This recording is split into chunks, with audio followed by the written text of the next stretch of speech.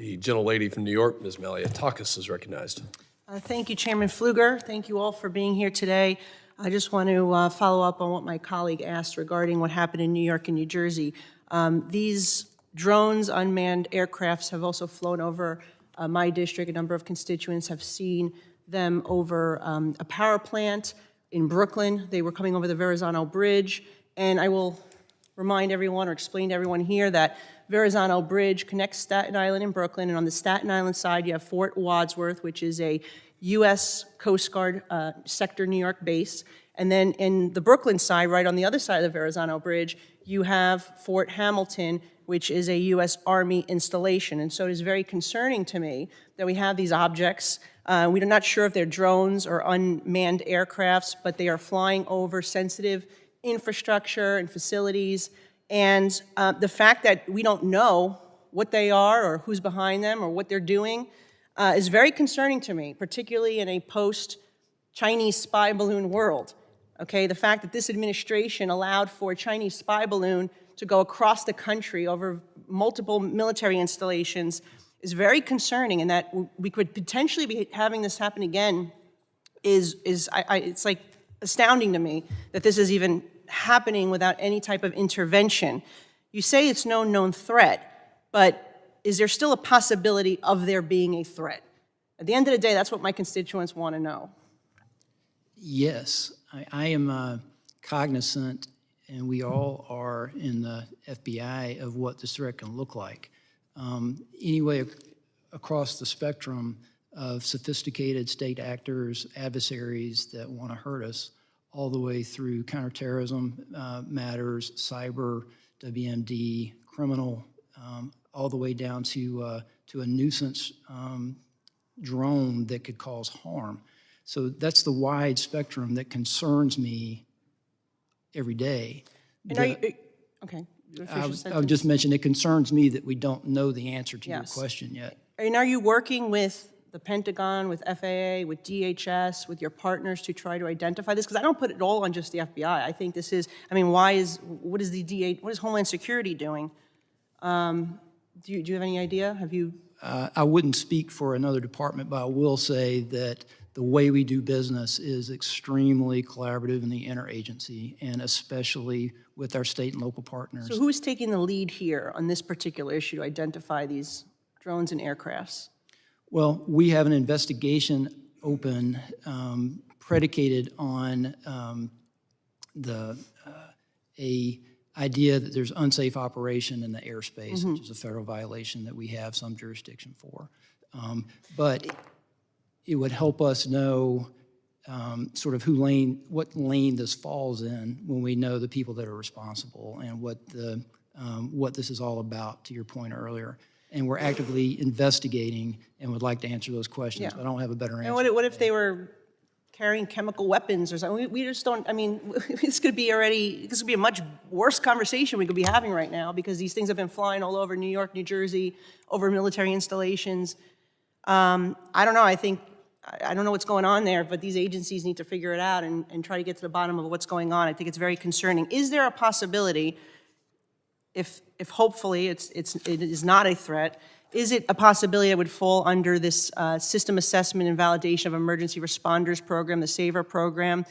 This is a program under Department of Homeland Security, Science and Technology, where they are testing various technology for search and rescue, disaster response, and it could be part of a law enforcement assessment. You think that's a possibility? Because my Army base doesn't know about it, my NYPD doesn't know about it, so I guess my question is, why wouldn't the local authorities know if this was part of a testing of security technologies for first responders? So I don't know that to be the case, Okay. and I couldn't really comment on that. Okay, well, just again, I would love to speak to you offline at some point and maybe share some information with you, but I would really just urge if you could speak to your colleagues and counterparts in these other departments, and because we need to get to the bottom of what's going on here. And if it is something that is not nefarious and is one of part of these public safety applications that are being tested, they need to coordinate with the local authorities. So my guys in New York NYPD, they know that it's not a threat. I would agree. All right, thank you. Gentlelady yields. This will be the last questioning for the first panel. Chair now recognizes the gentleman from New Jersey, Mr. Smith. Thank you so very much, Mr. Chairman, Chairman, both of you, for allowing me to sit in on this hearing. I've been in Congress 44 years, and I have lost track of the number of times when we seemingly did not adequately assess a threat. I had one of my service members from the Marines in the barracks in Lebanon when that terrible, horrible deed was committed by Iran.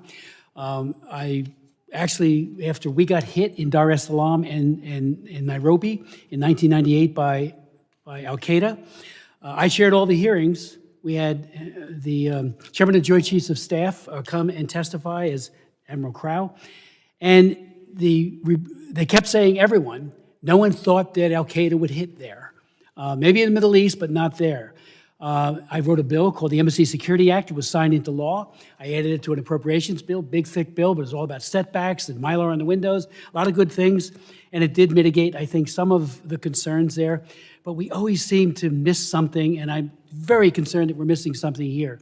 I've raised the issue, as has my colleagues, Malliotakis and others in New Jersey and New York, about these drone sightings. So last night, I was on the beach in Island State Park in Ocean County with the sheriff. He has been working it every single night. He's got his own tethered drones chronicling. One of his officers 2 nights ago saw 50 drones come in off the ocean right there. So we thought maybe they'll replicate it. They didn't, but we thought it was a possibility. Last night, we had a number of other people there, including a commanding officer from the Coast Guard, who said that one of their 47-foot motor lifeboats was followed by between 12 and 30 of these drones as they went through the water, followed right behind them.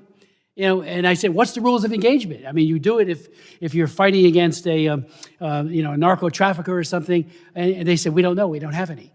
So I did reach out to the commanding officer at the Joint Base, which is also in my district, and talked to him, had a very good conversation, Colonel Anthony Smith, Joint Base Fort Dix McGuire, the 87th Air Wing, Air Base Wing today.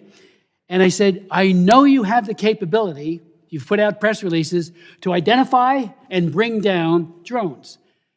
Why can't you deploy them, at least to the ocean? Bring one of these down, find out who's doing it. They have the capability. They said, well, we don't have the authority, only within the parameters of our base. Well, there's a national interest here. Our jets fly over the ocean all the time for training, so that perimeter is larger. So I did write Secretary Lloyd Austin asking that capability that may be sitting in a closet somewhere, I know they use it all the time, but bring it out. And I'm not saying you got to share it with the sheriffs. It'd be nice. Just do it yourself in the interest of the American public. So I would ask if you would echo that request. I mean, DOD's got the capability, and maybe Homeland Security does as well. When we had a Zoom meeting with Secretary Malliotakis, our governor put it together, and I appreciated that. But I asked them, why can't we just track where they go to? Seemingly they're going out to sea, to something, a ship. We don't know for sure, but they come in off from the ocean. So the question really is, can't we just get DOD to share? In my first term, DOD and VA did a great thing, the DOD-VA sharing agreement for healthcare capabilities. It was fantastic. Why can't the DOD share this with Homeland Security, with FBI and others, so that you can go out and find out who they are? Maybe it's China. I chair the China Commission, and I've had 115 hearings on it. I'm barred from going there now. China is, and I'm on their hit list. Xi Jinping is a monster. Look what Putin's doing. They're all capable of doing horrible things to our people, and now they're threatening my good friend and colleague from New York, and of course, New Jersey, big time. So let's go get that DOD capability and find out and put to rest the question, who is it? We can bring one down tomorrow. Your thoughts? Sir, I'd just say I share your concern. I share a lot of frustration, and I'm more than willing to continue working with the Department of Defense to try to get better. Again, if they don't have the authority, they can do it on an emergency basis. Just send that capability out to the ocean, or to the beach, because they're coming in every day. Figure out which one it is and bring them down. and then retrieve it and find out what's going on. And as my good friend Malliotakis, Congresswoman Malliotakis said, the thing with the balloon was mind-boggling. Over our bases, and we didn't see that was a threat. Well, this, I think, is a very serious threat. And so please, if you could, get DOD to share that capability. Maybe Homeland has it. I don't know. Maybe you have it somewhere. But I know DOD has it. Thank you.